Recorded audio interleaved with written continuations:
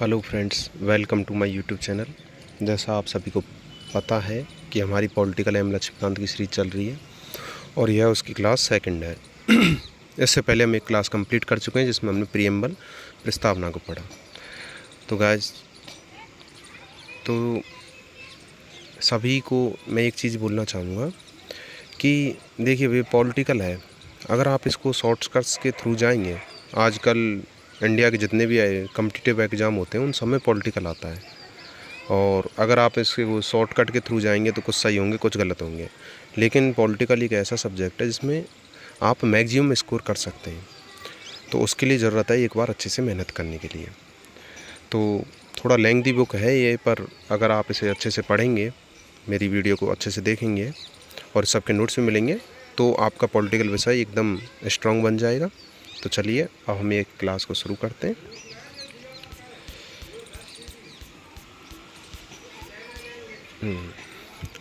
तो ये जो चैप्टर है वो है संघ और उसका राज्य क्षेत्र। अब इसमें अध्याय 6 लिखा है, तो ये थोड़ा मिसप्रिंटिंग की वजह से हो गया है, पर आप के लिए ज़रूरी, मतलब हमने सबसे फर्स्ट प्रस्तावना पढ़ा प्रीएम्बल, तो सबसे पहला यही आता है आर्टिकल 1 से 4 तक। तो उसी के बेस पे हम पढ़ेंगे पूरा सीक्वेंस के साथ में। तो संघ एवं इसका क्षेत्र, यूनियन एंड इट्स टेरिटरीज। तो पहले हम देखेंगे इसमें सामान्य परिचय। तो संविधान का भाग 1 में आता है और अनुच्छेद होते हैं इसके 1 से लेकर 4 तक। तो इसमें हम क्रम से सभी अनुच्छेद को देखेंगे, उनको समझेंगे। तो राज्यों का संघ, अनुच्छेद 1 देखते हैं पहले, आर्टिकल 1, राज्यों का संघ। तो ए में आता है देश का नाम एवं राज्य पद्धति। नाम इंडिया यानी भारत।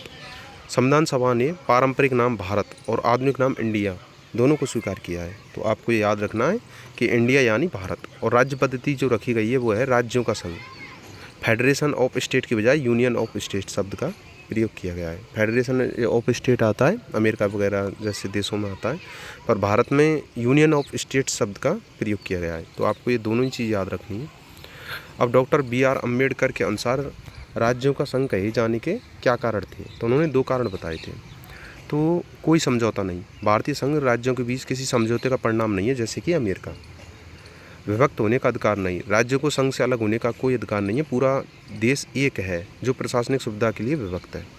तो इसका मतलब यह है कि जो भारत देश के जितने भी राज्य हैं उनको किसी को भी भारत से अलग होने का अधिकार नहीं है। जैसे कोई देश है, वो मतलब राज्य है, वो बोले कि मुझे अलग होके एक अलग अपना देश बनाना है, जैसे खालिस्तान वगैरह की मांग चलती हैं, तो उसका राइट किसी भी राज्य को नहीं है।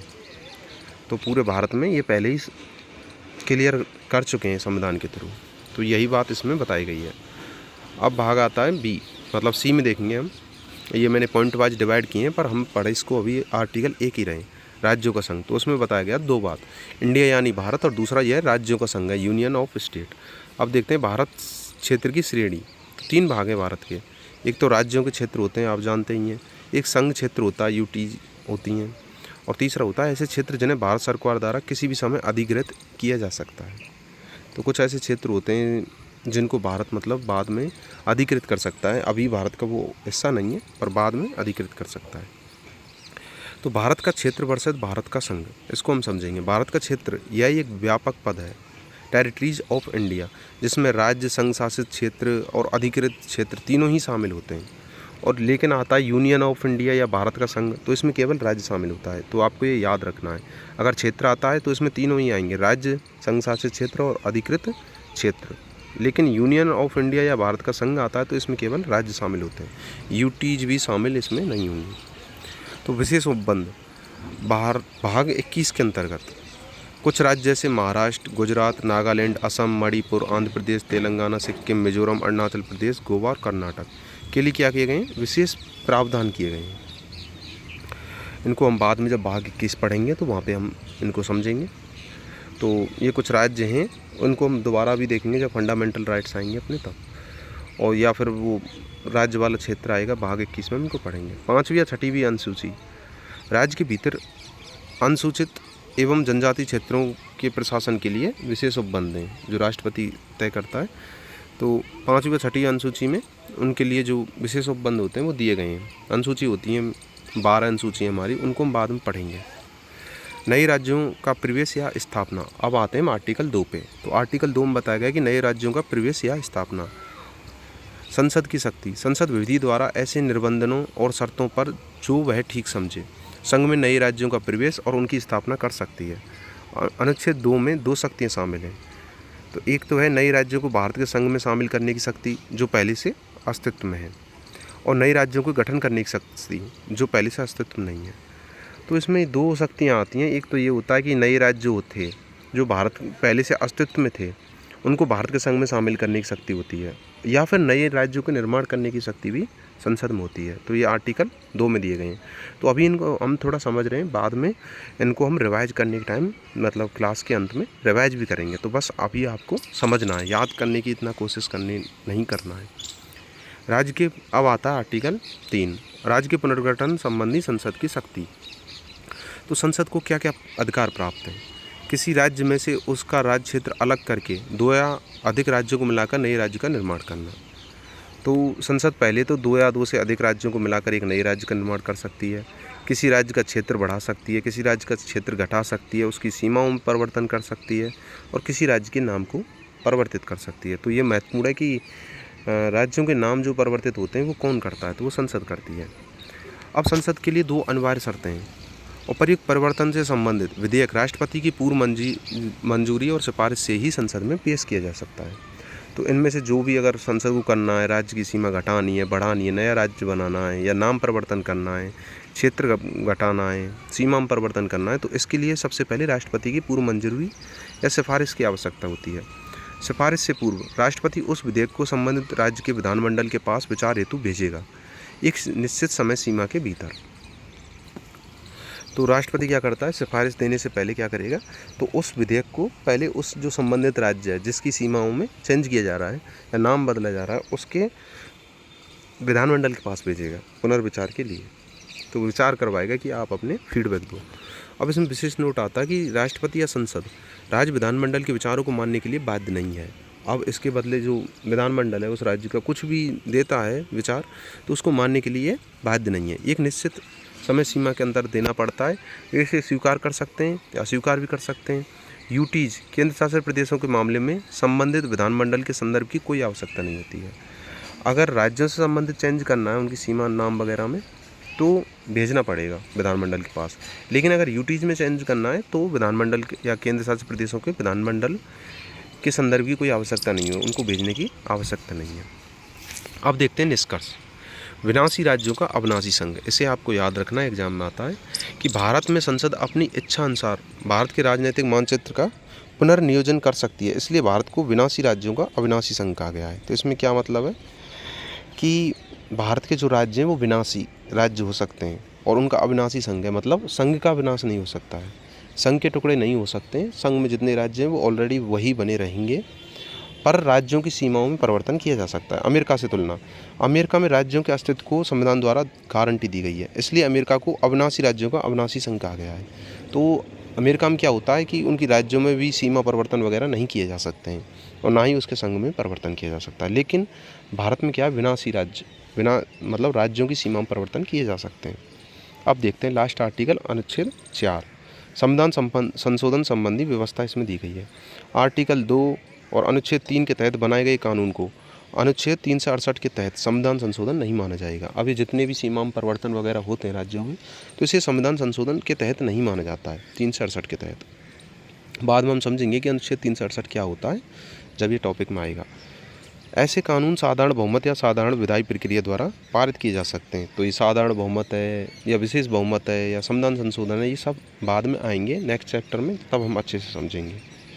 अभी बस हमको ये याद रखना है कि जो ये अनुच्छेद 2 या 3 के तहत जो भी चेंज किया जाता है वो साधारण बहुमत या साधारण विधायी प्रक्रिया से हो जाता है और इसको संविधान संशोधन नहीं माना जाएगा।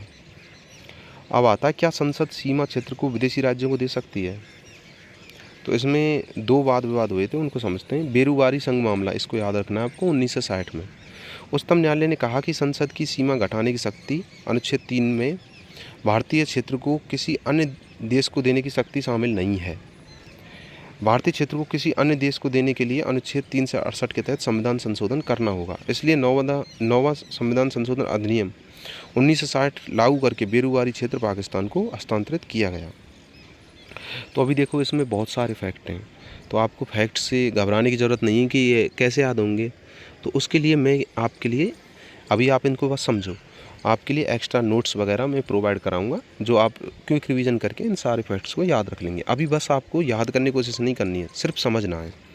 तो इसमें क्या बोला गया था बेरूवारी संघ मामला में, तो ये मामला ऐसा था कि पाकिस्तान को कुछ क्षेत्र दिए जाने थे, तो उसके लिए क्या संसद के पास ये शक्ति है या नहीं कि वो भारत के किसी क्षेत्र को दूसरे देश को दे सकते या नहीं दे सकते, इसके लिए ये बेरूवारी संघ मामला हुआ था। तो बेरूवारी संघ मामला ये बहुत सारे मामले आएंगे। इसका मतलब ये होता है कि सुप्रीम कोर्ट में याचिका दायर की जाती है, तो उसके तहत फिर सुप्रीम कोर्ट फैसला लेता है। तो ये बेरूवारी नाम से याचिका थी, तो इसीलिए इसका नाम ये रख दिया गया है। तो इसमें सुप्रीम कोर्ट ने कहा था कि अगर किसी अन्य देश को देना हो तो संविधान संशोधन करना ही होगा 368 के तहत, और अगर उसके नाम परिवर्तन या सीमा चेंज वगैरह करना पड़ता है तो उसमें संविधान संशोधन नहीं करना पड़ता है। तो इसीलिए बेरूवारी क्षेत्र पाकिस्तान को हस्तांतरित किए गए थे, और उसके लिए 9वां संविधान संशोधन अधिनियम 1960 लागू किया गया था।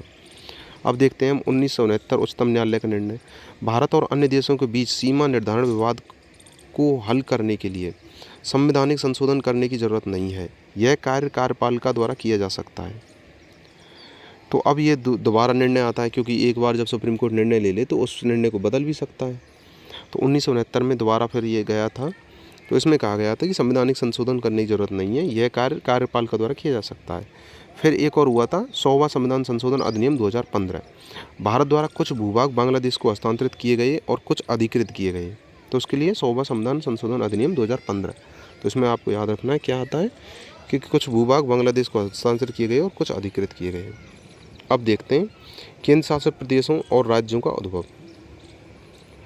तो देशी रियासतों का एकीकरण किया गया था, वो आप सब देखेंगे कि हमारे जितने भी ये राज्य बने आज वर्तमान स्थिति में, तो ये कैसे कैसे बने, कब किसका निर्माण किया गया, तो ये सब हम आप पढ़ेंगे।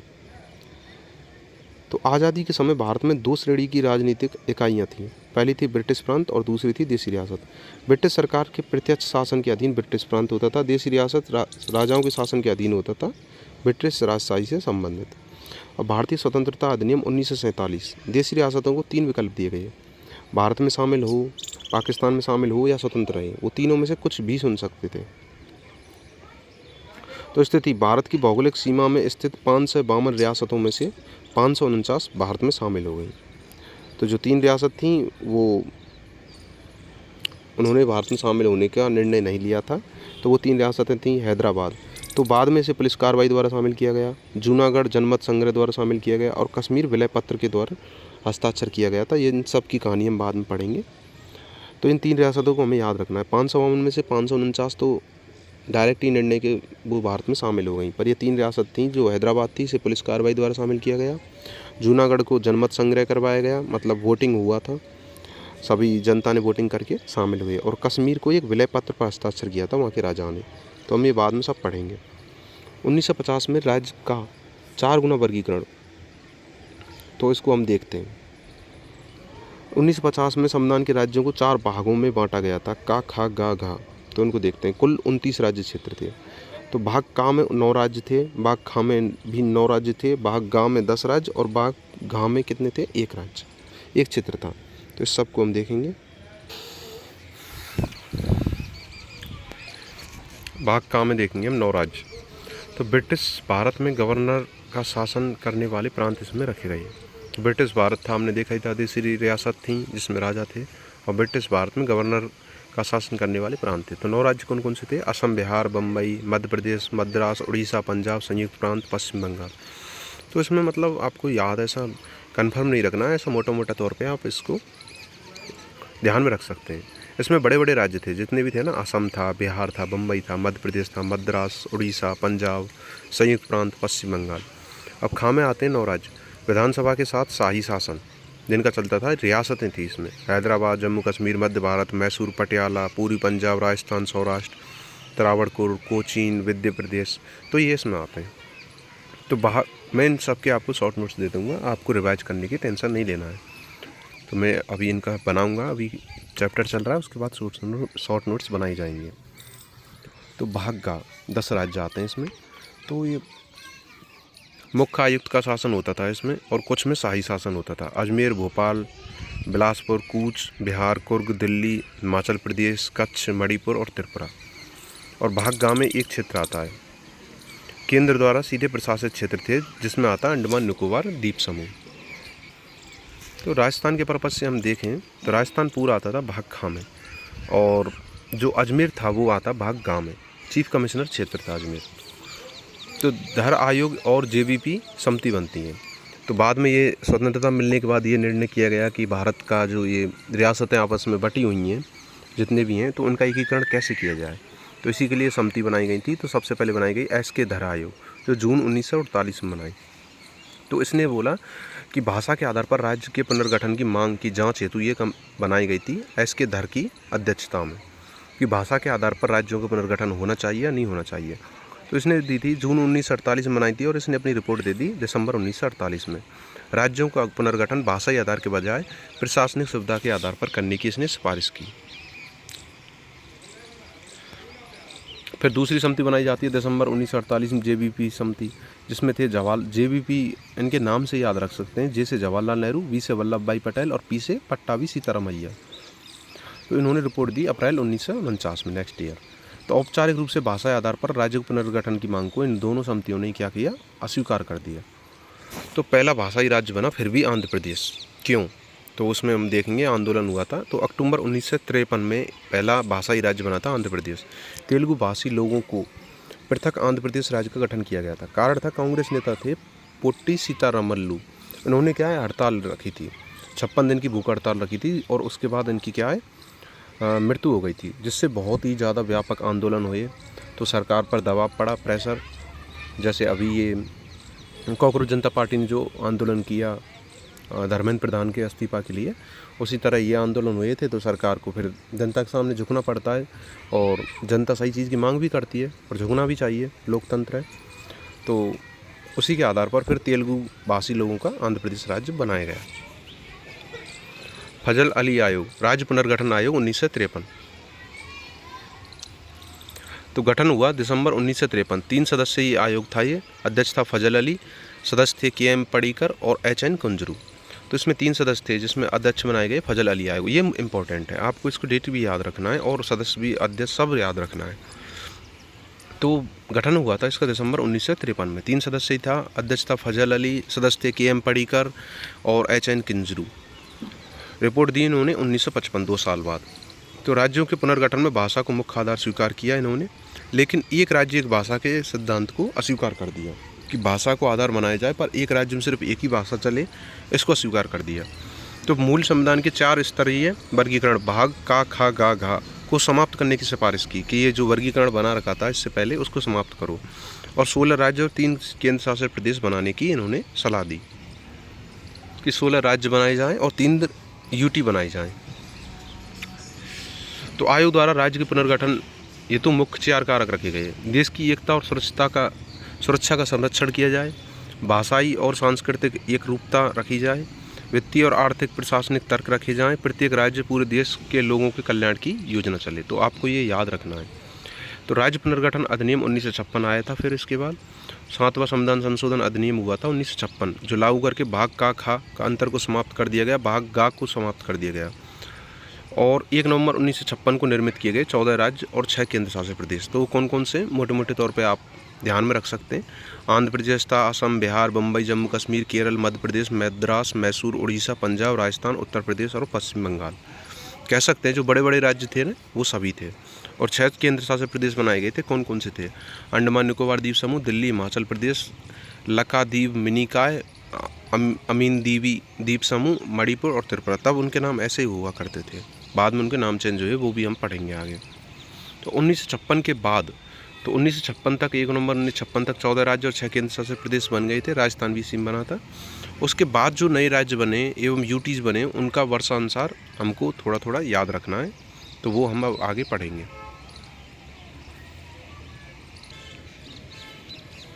तो सबसे पहले आता है 1956 के बाद महाराष्ट्र और गुजरात बने थे। 1960 में बम्बई राज्य का क्या किया था, विभाजन, और 2 बने थे, महाराष्ट्र और गुजरात। तो महाराष्ट्र बना था मराठी भाषा के रूप में और गुजरात बना था गुजराती भाषा के रूप में। तो 15 राज्य जो बना था, 14 राज्य तो पहले ही थे, तो वो गुजरात बना था गुजराती भाषा के रूप में और महाराष्ट्र मराठी भाषा। दादरा एवं नगर हवेली 1954 से लेकर 1961 तक। 10वां संविधान संशोधन 1961 द्वारा यूटी का दर्जा इसको दिया गया था और 2020 में इसका दमन द्वीप में विलय कर दिया गया है। तो पहले ये 2 थे, अब 1 बना दिया है और दमन द्वीप में विलय कर दिया गया 2020 में। और 1961 में इसको क्या दिया गया था, 10वें संविधान संशोधन द्वारा यूटी का दर्जा। गोवा दमन द्वीप 1961 से लेके 1987। 1961 में पुलिस कार्रवाई की गई थी और ऑपरेशन विजय चला था, जिसके कारण ही क्या बन पाया गोवा, और ये गोवा 25वां राज्य बन पाया। तो इसको आपको याद रखना है, ऑपरेशन विजय किससे संबंधित है, गोवा को 25वां राज्य बनाने से, क्योंकि यहाँ पर पुर्तगाली का शासन था। भारत में सबसे पहले भी पुर्तगाली आए और लास्ट में भी सबसे पुर्तगाली ही गए थे। तो 1962 में 12वें संविधान संशोधन द्वारा यूटी और 1987 में गोवा 25वां राज्य बना। तो हमने पहले भी देखा था, मतलब गोवा को पहले यूटी बनाया गया था और फिर ये 1987 में गोवा को पूरा 25वां राज्य बना दिया गया। अब देखेंगे हम पुदुचेरी 1954 से लेकर 62 तक। तो 1954 में ये फ्रांस से हस्तांतरित किया गया था और जो 14वें संविधान संशोधन 1962 द्वारा इसे यूटी बना दिया गया। नागालैंड 1963 असम से अलग करके 16वां राज्य बनाया था। नागा लोग रहते हैं यहाँ पे, तो 16वां राज्य कौन सा बना, नागालैंड 1963 में। और 15वां राज्य बना था गुजराती, मतलब गुजराती भाषा के रूप में गुजरात को 1960 में। तो हरियाणा, चंडीगढ़ और हिमाचल प्रदेश 1966 से 71। साहा आयोग 1966 की सिफारिश पर हरियाणा 17वां राज्य, चंडीगढ़ को बना दिया गया यूटी और 1971 में हिमाचल प्रदेश को 18वां राज्य बनाया गया। मणिपुर, त्रिपुरा, मेघालय 1972। 1972 में मणिपुर को 19वां, त्रिपुरा को 20वां, मेघालय को 21वां। मैं दोबारा से बताना चाहता हूँ, आपको रिवाइज के लिए नोट्स दे दिए जाएंगे, आप याद करने की टेंशन ना रखें। सिक्किम 1974-75 35वां संविधान संशोधन 1974 संबंध राज्य के रूप में इसे रखा गया था। मतलब शुरुआत में ये भारत का राज्य नहीं था, इसे संबंधित राज्य के रूप में रख लिया गया था कि बाद में परिस्थिति ठीक रही तो इसे भारत का पूर्ण राज्य बना लिया जाएगा। और 36वां संविधान संशोधन 1 साल बाद ही कर दिया गया 1975 में और 22वां पूर्ण राज्य के रूप में सिक्किम को बना दिया गया। तो पहले 35वां संविधान संशोधन 1974 संबंध राज्य और 36वां संविधान संशोधन 1975 22वां ये पूर्ण राज्य बना दिया गया। अब देखते हैं हम मिजोरम, अरुणाचल प्रदेश 1987। मिजोरम को 23वां और अरुणाचल प्रदेश को 24वां राज्य 1987 में बनाया गया। छत्तीसगढ़, उत्तराखंड, झारखंड 2000 में। छत्तीसगढ़ को 26वां, उत्तराखंड को 27वां और झारखंड को 28वां राज्य बनाया गया। तेलंगाना 2014 आंध्र प्रदेश से पृथक करके 29वां राज्य तेलंगाना बनाया गया 2014 में। जम्मू कश्मीर और लद्दाख, ये तो नवीनतम है, आपको पता ही होगा कि जम्मू कश्मीर पहले राज्य हुआ करता था, वहाँ भारत के संविधान मतलब बहुत सारे प्रावधान लागू नहीं होते थे, लेकिन 2019 में पुनर्गठन अधिनियम करके इन दोनों को 2 यूटी में बदल दिया गया राज्य जम्मू कश्मीर को। तो एक बना जम्मू कश्मीर विधानसभा सहित और लद्दाख बिना विधानसभा के। तो आपको याद रखना, जम्मू कश्मीर में विधानसभा है और लद्दाख में विधानसभा नहीं है। तो ये बने थे 2019 में, ये डेट आपको याद रखना है। प्रमुख नाम और उनके नाम परिवर्तन, आप देखते हैं नाम परिवर्तन जो हुए थे। तो 1950 में संयुक्त प्रांत का उत्तर प्रदेश कर दिया गया। मद्रास का नया नाम कर दिया गया तमिलनाडु 1969 में। मैसूर का कर्नाटक कर दिया गया था 1973 में। लक्षद्वीप, मिनिकॉय और अमीन द्वीप का लक्षद्वीप कर दिया गया 1973 में। दिल्ली यूटी का राष्ट्रीय राजधानी क्षेत्र दिल्ली NCCT 69वां संविधान संशोधन 1991 में कर दिया गया। उत्तरांचल का उत्तराखंड कर दिया 2006 में और पौंडीचेरी नाम हुआ करता था, जिसे पुदुचेरी कर दिया गया 2006 में और उड़ीसा का कर दिया गया ओडिशा 2011 में। वर्तमान स्थिति 28 राज्य और 8 केंद्र शासित प्रदेश हैं। राज्य का तो आपको बताइए, हम केंद्र शासित प्रदेश देखते हैं 8 कौन कौन से हैं। एक अंडमान निकोबार हो गया, चंडीगढ़, दादर एवं नगर हवेली और दमन द्वीप, इन दोनों को मिला के किया गया था। दिल्ली, जम्मू कश्मीर, लद्दाख, लक्षद्वीप और पुदुचेरी। अब देखते हैं संसद द्वारा अनुच्छेद 3 के अंतर्गत बनाए गए प्रमुख अधिनियम। तो ये जो अधिनियम बनाए गए हैं ये बिल्कुल भी मोस्ट नहीं है, आप बस थोड़ा सा ध्यान रखने के लिए एक बार इनको देख सकते हैं। असम सीमा परिवर्तन अधिनियम 1951 बनाया गया था। असम की सीमा में परिवर्तन किया गया था। भूमि की एक पट्टी भूटान को दी गई थी असम में से। तो असम में से किसको दी गई थी? भूटान देश को। आंध्र राज्य अधिनियम 1953 पहला भाषाई राज्य बना था आंध्र राज्य, और कुर्नूल इसकी राजधानी उस टाइम पे बनाई गई थी। हिमाचल प्रदेश एवं बिलासपुर अधिनियम 1954 हिमाचल प्रदेश एवं बिलासपुर को मिलाकर नया हिमाचल प्रदेश बना था। चंदरनाग विलय अधिनियम 1954, फ्रेंच एन्क्लेव चंदरनाग का पश्चिम बंगाल में विलय किया गया था। राज्य पुनर्गठन अधिनियम 1956, ये मोस्ट है।